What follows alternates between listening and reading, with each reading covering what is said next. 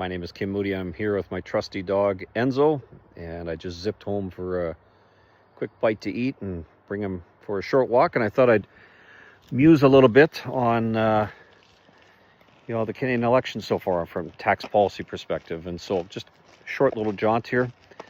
What do I think so far? Well, hopefully you've been following my election policy tax tracker. I've been trying to keep track of all the announced taxed policies of just the Conservatives and the Liberals. The other parties, frankly, they're not worth following given some of the fringe stuff that's out there on them. But, what's my overall summary? Well, I think right now it's pretty obvious the Conservatives are taking tax policy seriously. They're releasing tax policy announcements regularly.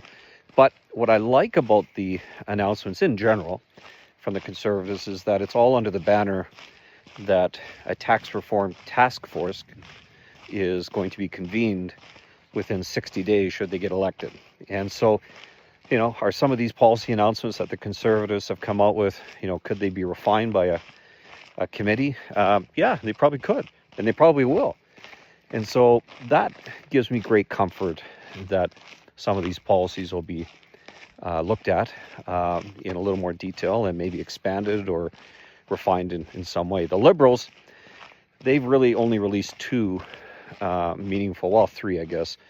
A 1% reduction. Personally, they copied a GST elimination on the first $1 million of new housing, but it's restricted to first-time buyers, unlike the Conservatives. And then a couple days ago, they came out with this that they want to recycle the multiple-use residential building tax shelter rules that were first introduced in the 1973, and eliminated in 1987. And the Liberals came out with some, bragging about how it really incentivized the construction.